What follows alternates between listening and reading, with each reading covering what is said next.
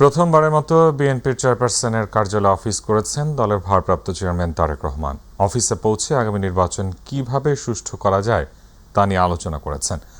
এছাড়া আগামীর বাংলাদেশ গড়তে তারেক রহমানের যে পরিকল্পনার কথা বলেছেন তা কিভাবে জনগণের মাঝে উপস্থাপন করা যায় তা নিয়ে আলোচনা হয়েছে। সাংবাদিকদের সাথে আলাপকালে বিএনপির সিনিয়র নেতারা এসব কথা জানান। ইউসুফ আলীর রিপোর্ট।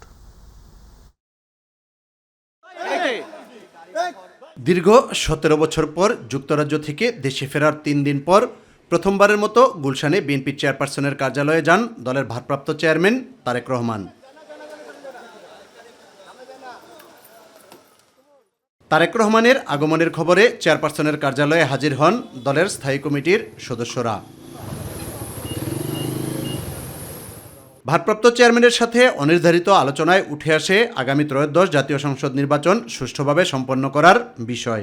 আজকে এখানে আমরা আমাদের ভারপ্রাপ্ত চেয়ারম্যান প্রথম অফিস করলেন এবং আমরা নির্বাচন সংক্রান্তই যে সকল বিষয়াশয় আছে এগুলো নিয়ে আমরা আলাপ আলোচনা করেছি এবং আমরা নির্বাচন কমিশনকে সহযোগিতা করার জন্য আমরা সিদ্ধান্ত নিয়েছি। জ্বলে পুরো সব খাঁটি সোনায় পরিণত হয়েছে বিএনপি নেতাকর্মীরা, এবং এটা তো ওনার নেতৃত্বেই হয়েছে। এবং শেখ হাসিনার পতন, স্বৈরাচারের পতন ওনার নেতৃত্বে আমরা করতে সক্ষম হয়েছি। এখন ওনার ফিজিক্যাল প্রেজেন্স এটা তো অনেক বড় পাওয়া সকলের জন্য, এবং আমাদের জন্য বিশেষ করে আমাদের নেতা হিসেবে উনি এখানে এসেছেন। কোটি মানুষ ওনাকে স্বাগত জানিয়েছেন এবং প্রথমবারের মতো আজকে আমাদের ওনার চেয়ারপারসনের অফিসে উনি আসছেন এখানে। এটা তো অনেক বেশি আমাদের জন্য বড় পাওয়া এবং আনন্দের বিষয়। অনেক দিন পরে সামনাসামনি বাংলাদেশ সম্বন্ধে আলোচনা করছি, বাংলাদেশের ভবিষ্যৎ নিয়ে আলোচনা করছি, রাজনীতি নিয়ে আলোচনা করছি। গণতন্ত্র ও নতুন বাংলাদেশ প্রতিষ্ঠায় ভবিষ্যৎ পরিকল্পনা নিয়েও আলোচনা হয় বলে জানান বিএনপির সিনিয়র নেতারা। এখন তো বেশিরভাগ সময় ওনাকে কাটাতে হবে বাংলাদেশের প্রত্যন্ত অঞ্চলে, বিভিন্ন জায়গায় ওনাকে যেতে হবে। তো নির্বাচনী কার্যক্রম শুরু হয়ে যাচ্ছে, তো সুতরাং উনি অফিসে যে হয়তো বেশি সময় বাইরে দিতে হবে। ইনশাআল্লাহ উনি যখন ওনার ভিজিট শুরু করবেন, আমি মনে করি শুধু আমাদের নেতাকর্মী সমর্থক না, সমস্ত বাংলাদেশের মানুষের যে প্রত্যাশা এবং সেই প্রত্যাশা পূরণে ওনার যে পরিকল্পনা, উনি বলেছেন আই হ্যাভ এ প্ল্যান। বাংলাদেশের প্রত্যেকটি নাগরিককে নিয়ে যে সুনির্দিষ্ট পরিকল্পনা, এটা জনগণের সামনে তুলে ধরবেন, বাস্তবায়ন কিভাবে করবেন সেটাও বলছেন। আমাদের যে সংগ্রাম, গণতন্ত্রের সংগ্রাম, গণতন্ত্রের পথে আমাদের ভারপ্রাপ্ত চেয়ারম্যানের এইভাবে দেশে ফেরা এবং দায়িত্ব গ্রহণ করে আগামী নির্বাচনটা এদেশে শেষ করার ব্যাপারে মানুষের যে প্রত্যাশা সৃষ্টি হয়েছে এটা অত্যন্ত গুরুত্বপূর্ণ। এদিকে বিএনপির ভারপ্রাপ্ত চেয়ারম্যান তারেক রহমান ও তার মেয়ে জাইমা রহমান ভোটার তালিকায় অন্তর্ভুক্ত হয়েছেন বলে জানিয়েছে নির্বাচন কমিশন। ইউসুফ আলী, মিটিভি, ঢাকা। বিএনপির ভারপ্রাপ্ত চেয়ারম্যান তারেক রহমানের পক্ষে ঢাকা 17 আসন থেকে মনোনয়নপত্র তুলেছেন তার একান্ত সচিব ABM আব্দুস সাত্তার। সকালে সেগুনবাগিচায় বিভাগীয় কমিশনারের কার্যালয় থেকে মনোনয়নপত্র সংগ্রহ করেন তিনি। এদিকে তারেক রহমান এবং তার মেয়ে ব্যারিস্টার জাইমা রহমানের পরিচয়পত্র প্রস্তুত হয়েছে। রাতে ইসির NID উইং এ তথ্য নিশ্চিত করেছে। তবে চূড়ান্ত ভোটার তালিকায় নাম অন্তর্ভুক্ত করার আবেদন আজ রোববার চূড়ান্ত হবে। ঢাকা 17 সংসদীয় আসনটি ঢাকা উত্তর সিটি কর্পোরেশনের 15, 18, 19 ও 20 নম্বর ওয়ার্ড এবং ঢাকা ক্যান্টনমেন্ট থানা এলাকা নিয়ে গঠিত। এই আসনের আওতায় গুলশান, বনানী, নিকেতন, মহাখালী, বাড়িধারা, শাহজাদপুর এবং ঢাকা সেনানিবাসের একটি অংশ অন্তর্ভুক্ত রয়েছে।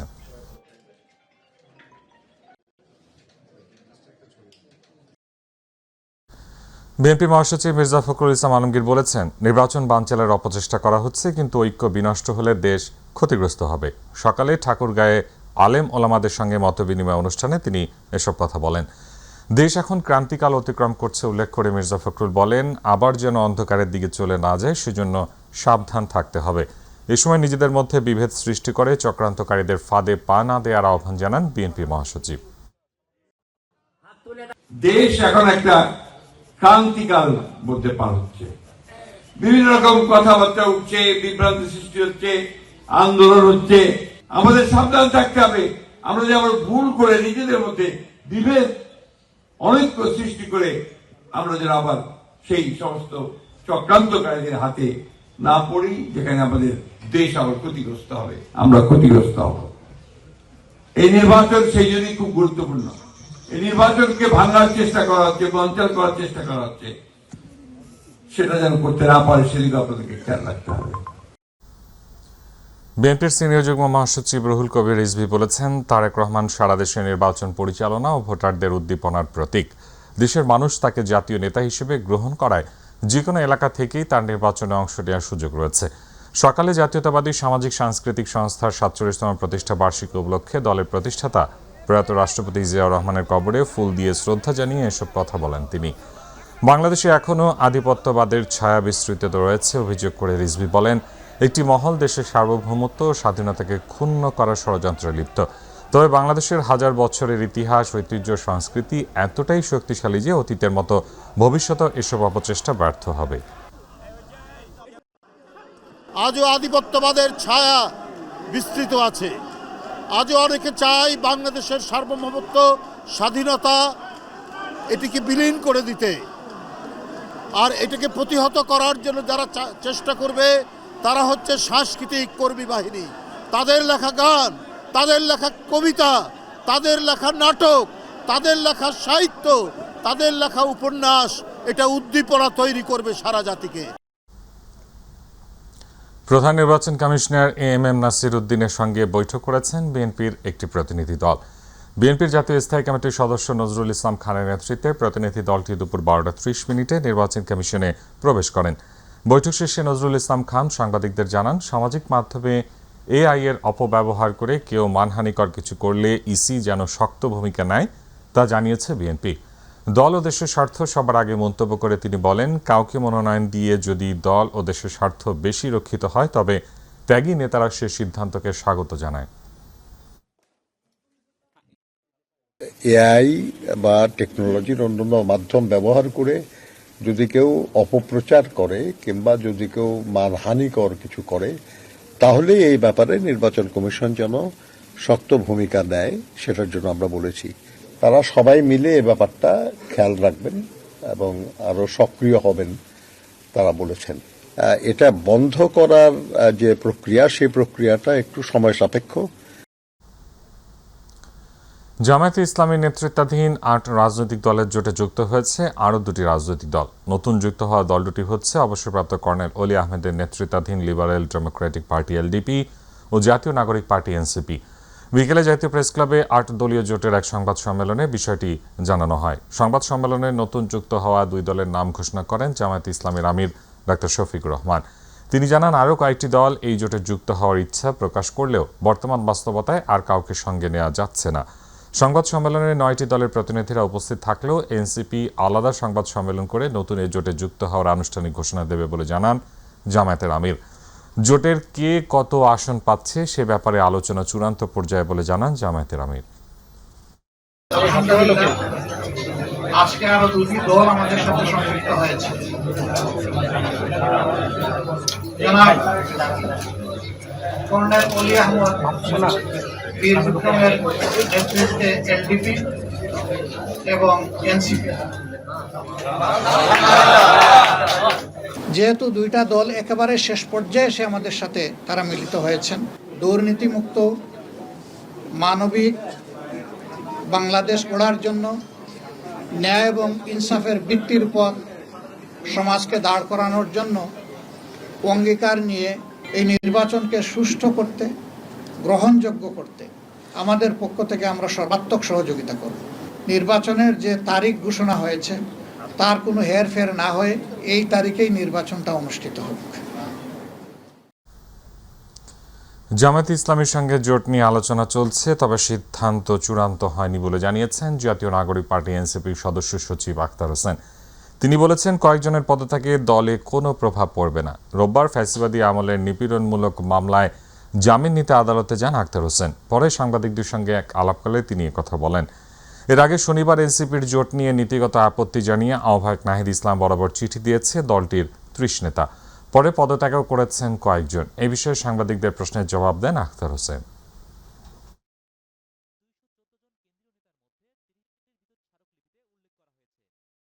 নাগরিক পার্টি বা নাগরিক কমিটি হওয়ার সময়কালের এই সময়টাতেই ইনকিলাব মঞ্চের আহ্বায়ক ওসমান হাদির হত্যাকাণ্ডের বিচার দাবিতে শাহবাগ মোড় অবরোধ করে বিক্ষোভ করেছেন মঞ্চের নেতাকর্মীরা।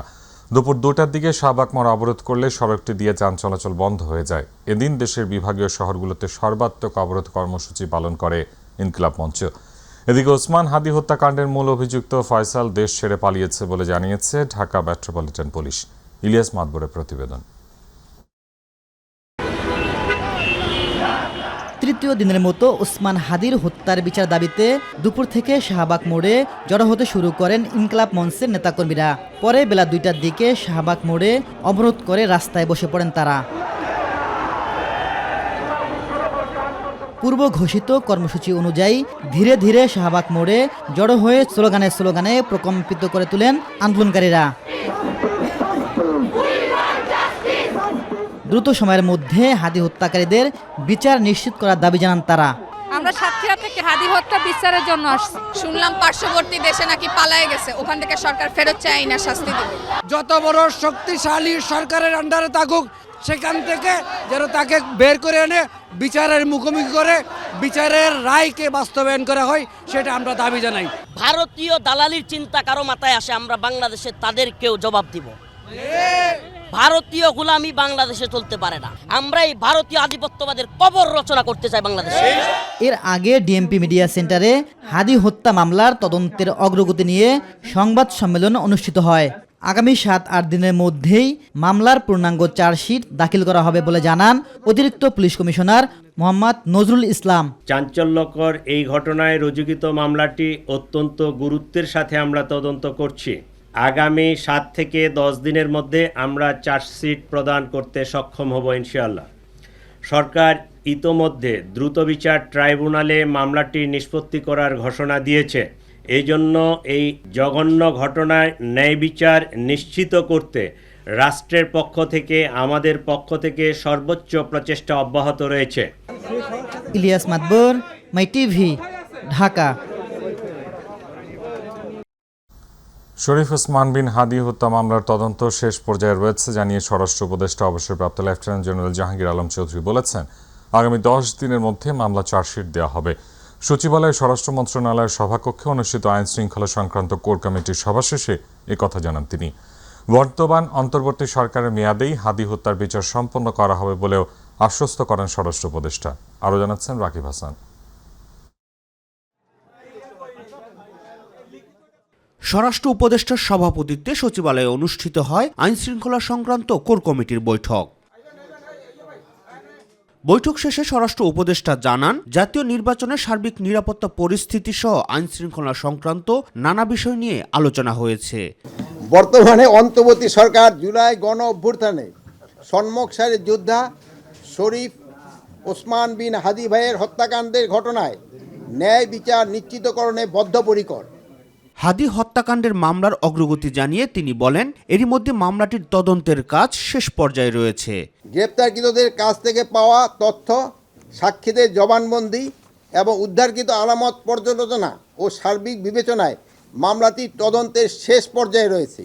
আগামী 10 দিনের মধ্যে 7ই জানুয়ারি 2026 এই মামলায় চার্জশিট দেওয়া সম্ভব হবে বলে আশা করছি।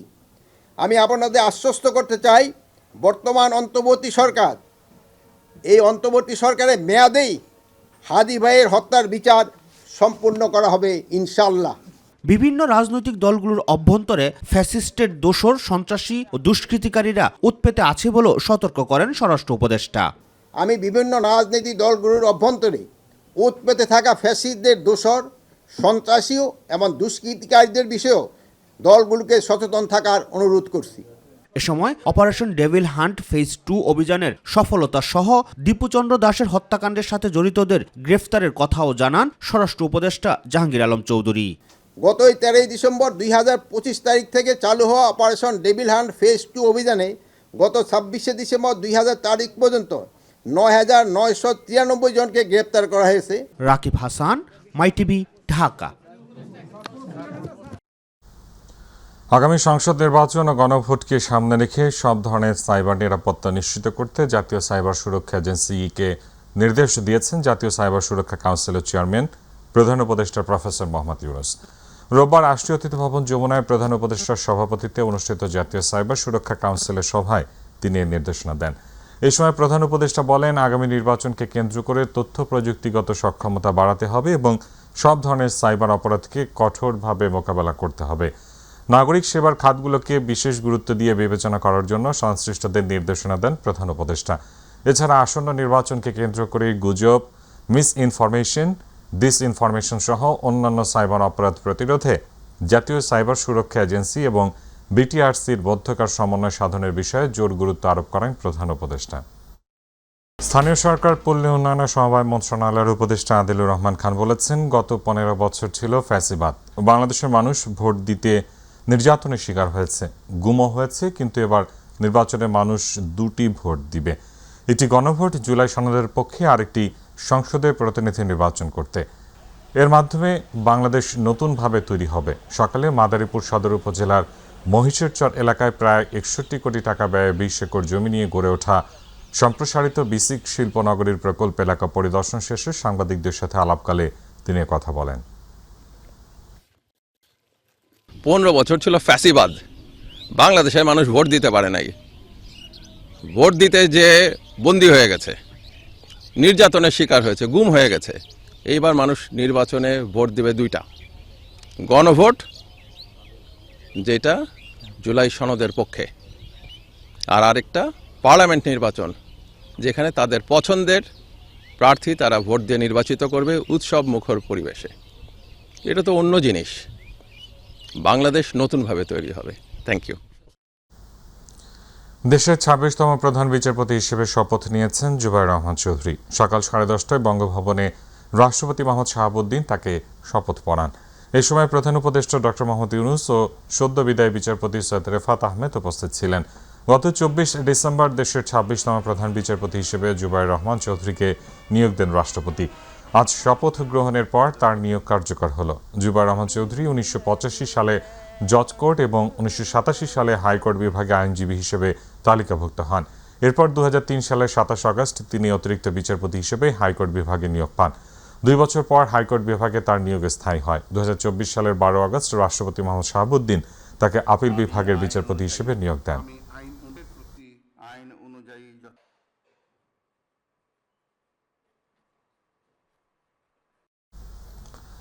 সাম্প্রতিক সময়ে ভারতের সংখ্যালঘু হত্যাকাণ্ড ও সহিংসতার ঘটনায় গভীর উদ্বেগ প্রকাশ করেছে বাংলাদেশ।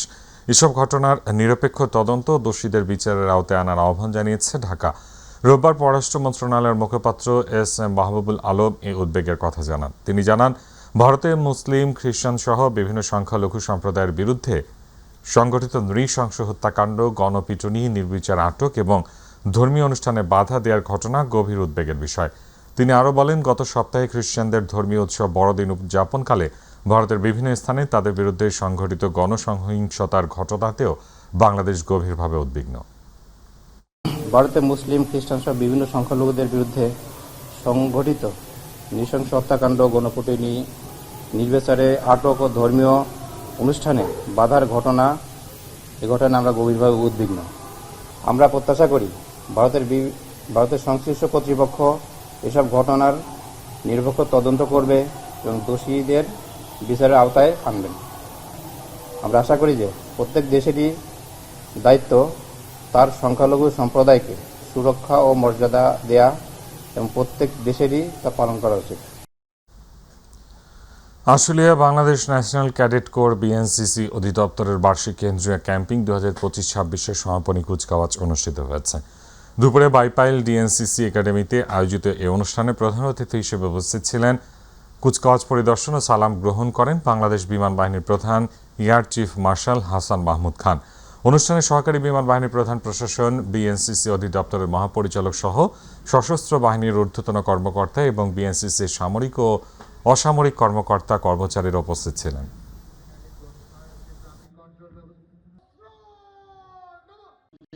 আশ্বস্ত করতে চাই যে বাংলাদেশ সশস্ত্র বাহিনী সবসময় দেশ ও জাতির সেবায় নিয়োজিত। আমাদের মূল দায়িত্ব দেশের সার্বভৌমত্ব রক্ষা করা এবং যে কোনো সংকটে জনগণের পাশে থাকা।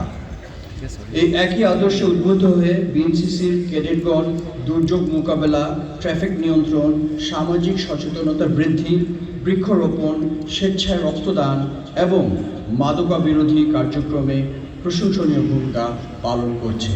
নির্বাচনকে সামনে রেখে উপকূলীয় জেলা ভোলায় জমে উঠেছে রাজনৈতিক মাঠ। দলীয় মনোনয়নপ্রাপ্ত প্রার্থীরা শোডাউন, গণসংযোগ আর ভোটারদের সঙ্গে কুশল বিনিময়ে ব্যস্ত সময় পার করছেন। প্রতিশ্রুতি আর আশ্বাসে মুখর পুরো এলাকা। প্রতিনিধি আরিফ হোসেন লিটনের রিপোর্ট, জানাচ্ছেন শামস তাবরিজ উচ্ছ্বাস। ১৩টি ইউনিয়ন ও একটি পৌরসভা নিয়ে গঠিত ভোলা ১ সংসদীয় আসন। আসন্ন ত্রয়োদশ জাতীয় সংসদ নির্বাচনকে ঘিরে এই আসনে ভোটের মাঠে নেমেছেন একাধিক রাজনৈতিক দলের প্রার্থীরা। এই আসন থেকে নির্বাচনে প্রতিদ্বন্দ্বিতা করছেন বিএনপি, বিজেপি, ইসলামিক আন্দোলন ও এনসিপি।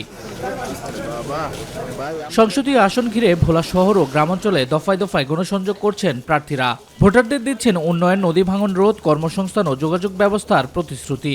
বিভিন্ন সময় দেখা যায় যে ঢাকাতে চিকিৎসা করাতে হয়, বরিশাল যেতে হয়। এই জন্যে ভোলাতে আমরা বিশ্বমানের একটি হাসপাতাল করব এবং সাথে একটি মানসম্মত মেডিকেল কলেজ করব। বিশ্ব রাস্তার দাবি দীর্ঘদিন ধরে চলছে, সেটাকে আমরা যাতে হয়। বর্তমান সরকার পারবে না, আগামী সরকার যারা আসবে আমরা আসবো, আমরা এই রাস্তাটিকে করব। দলীয়ভাবে প্রার্থী ঘোষণা হওয়ার আগেই মাঠে সক্রিয় ছিল এনসিপি। অন্যদিকে বিজেপিকে জয়ী করতে মাঠ পর্যায়ে কাজ করছে দলটির নেতাকর্মীরাও। আমরা আশাবাদী, মানুষকে যদি আমরা বোঝাতে পারি যে ইনসাফভিত্তিক সমাজ প্রত্যেকটা মানুষের প্রয়োজন, আশা করা যায় ভোলা সদর আসন থেকে তথা ভোলা ১ আসন থেকে এনসিপি বিজয় লাভ করবে। আপনারা জানেন আমাদের এই ভোলার মানুষ আমরা অনেক অধিকার থেকে বঞ্চিত। আশা করি ইনশাল্লাহ আমাদের প্রার্থী যদি বিজয় হয় আমরা এই ভোলার আমূল পরিবর্তন করব। প্রার্থীদের অনেকেই বলছে দীর্ঘদিন ধরে ভোলার উন্নয়নের বেশ কিছু অসমাপ্ত কাজ রয়েছে, যা বাস্তবায়নে তারা অগ্রাধিকার দেবে। পাশাপাশি সুষ্ঠু ও গ্রহণযোগ্য নির্বাচন হলে নিজেদের পছন্দের প্রার্থীকেই ভোট দিয়ে বিজয়ী করতে চান তারা। বাংলাদেশের জনগণ যা করার ইনশাআল্লাহ ইতিমধ্যে সিদ্ধান্ত নিয়ে ফেলেছেন।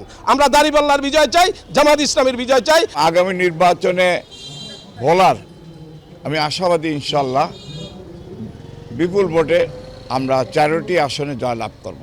ভোলা 1, 2, 3, 4। ভোলা ১ আসনে মোট ভোটার 4,06,567 জন।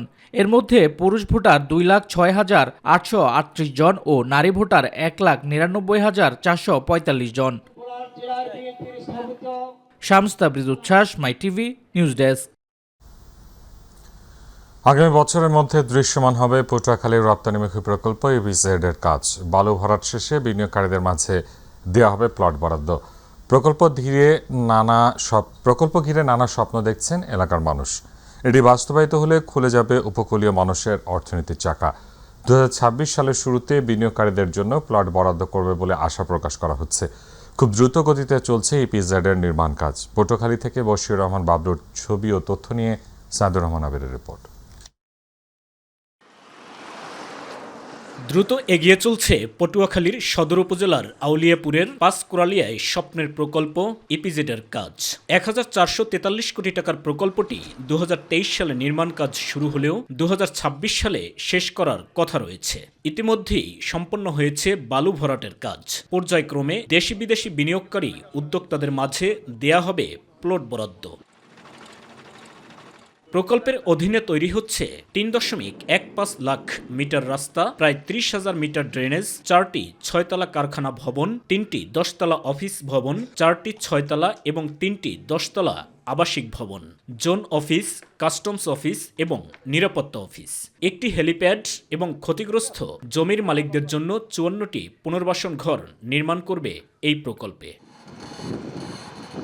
নিরবচ্ছিন্ন বিদ্যুৎ সরবরাহ নিশ্চিত করতে সাবস্টেশন, হাই টেনশন লাইন এবং একটি জিআইএস সাবস্টেশনও নির্মাণ করা হবে। প্রকল্প সম্পন্ন হলে প্রত্যক্ষ ও পরোক্ষভাবে কর্মসংস্থান হবে প্রায় 2 লাখ মানুষের। প্রকল্প ঘিরে চাকরি, ঘর ভাড়া, ব্যবসা বাণিজ্য সহ অর্থনীতিতে ঘুরে দাঁড়ানোর স্বপ্ন দেখছেন বাসিন্দারা। আমাদের জন্য আবাসন করে দিতে আছে, প্রত্যেকের জন্য 2-2টা রুম খুব সুন্দরভাবে করতে আছে। আমরাও এখানে কর্মসংস্থান করি। অনেক মানুষ আছে, দূর দূরান্ত থেকে মানুষ আসে এখানে কাজ করার জন্য। মানুষের আর কর্মক্ষেত্র বেড়ে গেছে। অর্থনৈতিকভাবে এলাকাবাসী খুবই উপকৃত হচ্ছে। বিভিন্ন জায়গার বিভিন্ন মানুষ আর আমরা যে স্থানীয় যে মানুষগুলো আছি যারা বেকার ছিল, বেকারত্ব দূর হয়েছে। আগে ঢাকা কাজ করেছি, অনেক দূরত্ব, এখন দেশে কাজ পাইছি এলাকায়। এটা তো এলাকার জন্য অনেক সুবিধা ভালো হয়েছে। ইতিমধ্যে বিভিন্ন স্থাপনার বালু ভরাটের কাজ শেষ হয়ে দ্রুত গতিতে নির্মাণ কাজ চলছে বলে জানান নির্মাণ প্রকৌশলী। আমাদের রিহেবিলিটেশনের কাজের 90% কাজ শেষ হয়ে গেছে।